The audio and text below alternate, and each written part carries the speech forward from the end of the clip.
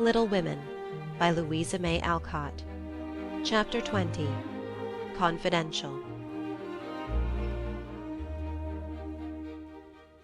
I don't think I have any words in which to tell the meeting of the mother and daughters. Such hours are beautiful to live, but very hard to describe, so I will leave it to the imagination of my readers, merely saying that the house was full of genuine happiness, and that Meg's tender hope was realized, for when Beth woke from that long healing sleep, the first objects on which her eyes fell were the little Rose and mother's face.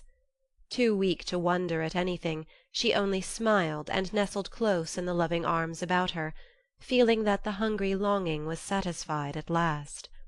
Then she slept again, and the girls waited upon their mother, for she would not unclasp the thin hand which clung to hers, even in sleep. Hannah had dished up an astonishing breakfast for the traveller, finding it impossible to vent her excitement in any other way, and Meg and Joe fed their mother like dutiful young storks, while they listened to her whispered account of father's state, Mr. Brooks' promise to stay and nurse him, the delays which the storm occasioned on the homeward journey, and the unspeakable comfort Laurie's hopeful face had given her when she arrived, worn out with fatigue, anxiety, and cold. What a strange yet pleasant day that was, so brilliant and gay without, for all the world seemed abroad to welcome the first snow, so quiet and reposeful within, for every one slept, spent with watching, and a Sabbath stillness reigned through the house, while nodding Hannah mounted guard at the door. With a blissful sense of burdens lifted off, Meg and Joe closed their weary eyes, and lay at rest, like storm-beaten boats safe at anchor in a quiet harbour. Mrs. March would not leave Beth's side, but rested in the big chair, waking often to look at, touch, and brood over her child, like a miser over some recovered treasure. Laurie meanwhile posted off to comfort Amy, and told his story so well that Aunt March actually sniffed herself, and never once said, "I told you so." Amy came out so strong on this occasion that I think the good thoughts in the little chapel really began to bear fruit. She dried her tears quickly, restrained her impatience to see her mother, and never even thought of the turquoise ring, when the old lady heartily agreed in Laurie's opinion that she behaved "Like a capital little woman." Even Polly seemed impressed, for he called her a good girl, blessed her buttons, and begged her to "Come and take a walk, dear," in his most affable tone. She would very gladly have gone out to enjoy the bright wintry weather, but discovering that Laurie was dropping with sleep in spite of manful efforts to conceal the fact, she persuaded him to rest on the sofa while she wrote a note to her mother. She was a long time about it, and when she returned he was stretched out with both arms under his head, sound asleep, while Aunt March had pulled down the curtains and sat doing nothing, in an unusual fit of benignity. After a while they began to think he was not going to wake up till night, and I'm not sure that he would, had he not been effectually roused by Amy's cry of joy at sight of her mother. There probably were a good many happy little girls in and about the city that day, but it is my private opinion that Amy was the happiest of all, when she sat in her mother's lap and told her trials, receiving consolation and compensation in the shape of approving smiles and fond caresses. They were alone together in the chapel, to which her mother did not object when its purpose was explained to her. "On the contrary, I like it very much, dear," looking from the dusty rosary to the well-worn little book, and the lovely picture with its garland of evergreen. "It is an excellent plan to have some place where we can go to be quiet when things vex or grieve us. There are a good many hard times in this life of ours, but we can always bear them if we ask help in the right way. I think my little girl is learning this." "Yes, Mother. And when I go home I mean to have a corner in the big closet to put my books and the copy of that picture which I've tried to make. The woman's face is not good. It's too beautiful for me to draw, but the baby has done better, and I love it very much. I like to think he was a little child once, for then I don't seem so far away, and that helps me." As Amy pointed to the smiling Christ-child on his mother's knee, Mrs. March saw something on the lifted hand that made her smile. She said nothing, but Amy understood the look, and after a minute's pause she added gravely, I wanted to speak to you about this, but I forgot it. Aunt gave me the ring today. She called me to her and kissed me and put it on my finger and said I was a credit to her, and she'd like to keep me always. She gave that funny guard to keep the turquoise on, as it's too big. I'd like to wear them, Mother. Can I? They are very pretty, but I think you're rather too young for such ornaments, Amy, said Mrs. March, looking at the plump little hand with the band of sky-blue stones on the forefinger, and the quaint guard formed of two tiny golden hands clasped together. I'll try not to be vain, said Amy. I don't think I like it only because it's so pretty, but I want to wear it as the girl in the story wore her bracelet, to remind me of something. Do you mean Aunt March? asked her mother, laughing. No, to remind me not to be selfish. Amy looked so earnest and sincere about it that her mother stopped laughing and listened respectfully to the little plan. I've thought a great deal lately about my bundle of naughties, and being selfish is the largest one in it, so I'm going to try hard to cure it, if I can. Beth isn't selfish, and that's the reason everyone loves her and feels so bad at the thoughts of losing her.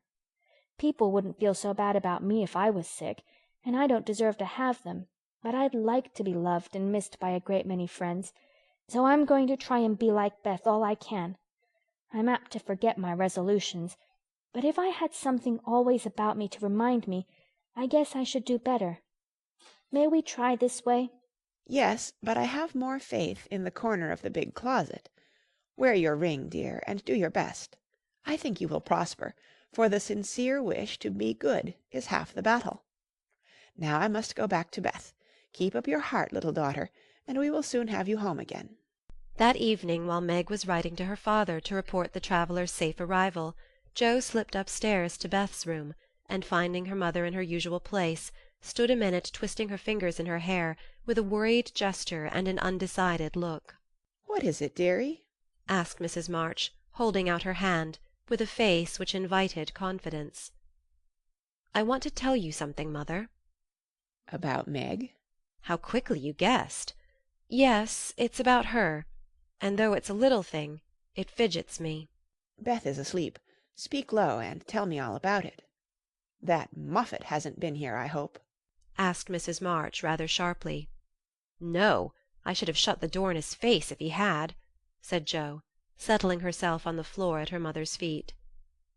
Last summer Meg left a pair of gloves over at the Lawrences', and only one was returned.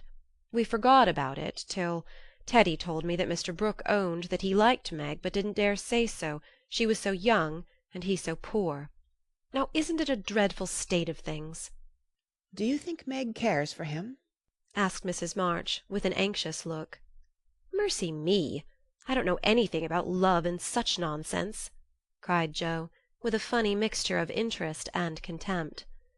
In novels the girls show it by starting and blushing, fainting away, growing thin, and acting like fools. Now Meg does not do anything of the sort. She eats and drinks and sleeps like a sensible creature. She looks straight in my face when I talk about that man, and only blushes a little bit when Teddy jokes about lovers. I forbid him to do it, but he doesn't mind me as he ought. Then you fancy that Meg is not interested in John? Who? cried Jo, staring. Mr. Brooke. I call him John now.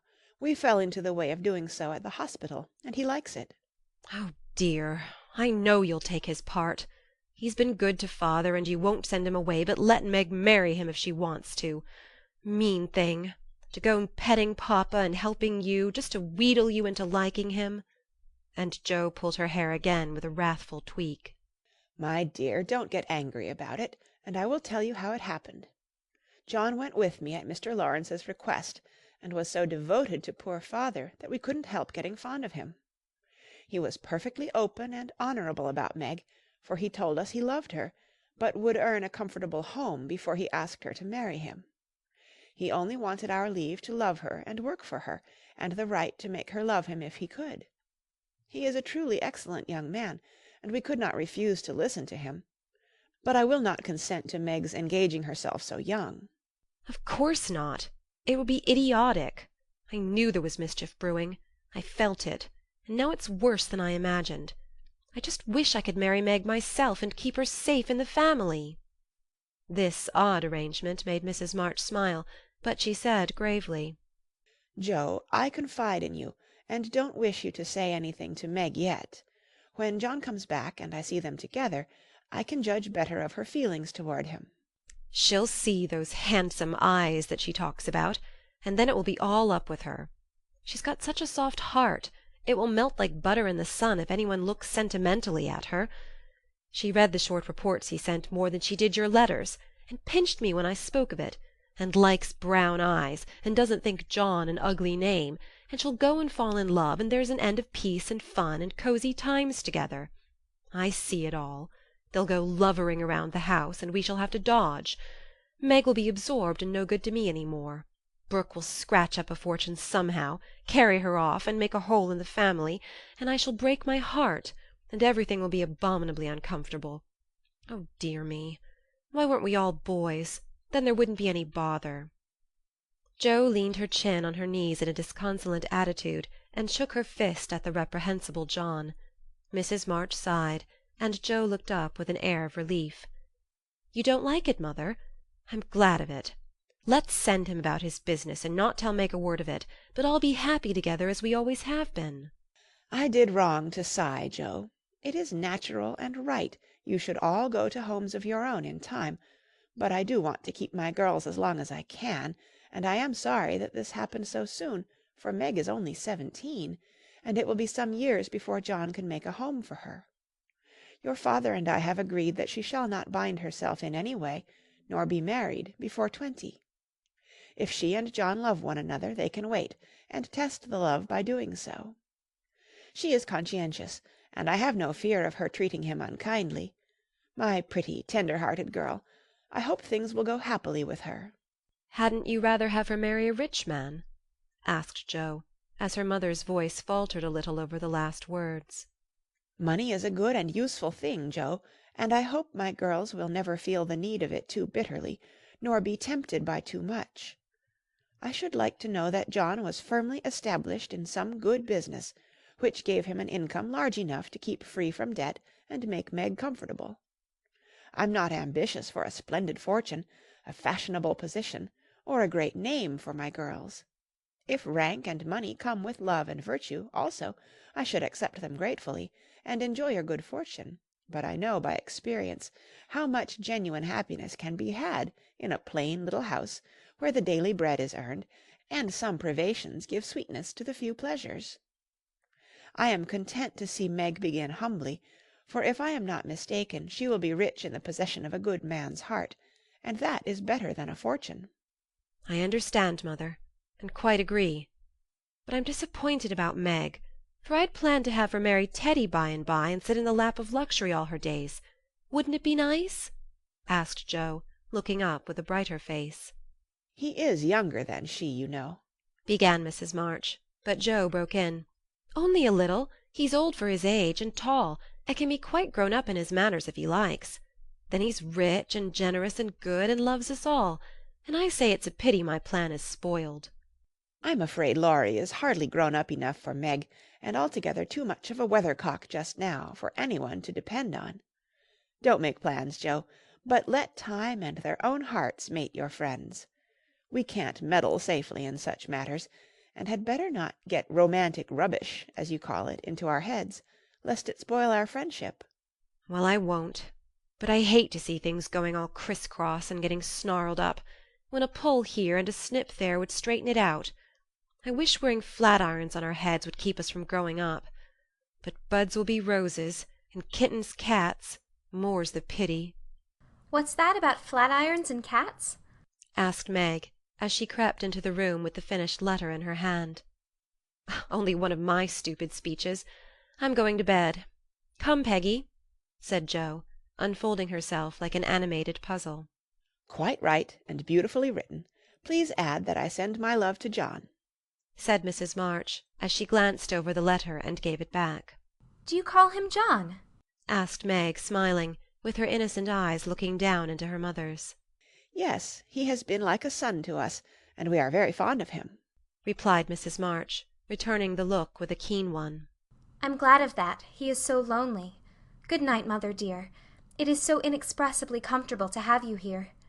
was Meg's answer. The kiss her mother gave her was a very tender one, and as she went away, Mrs. March said with a mixture of satisfaction and regret, "She does not love John yet, but will soon learn to." Chapter 20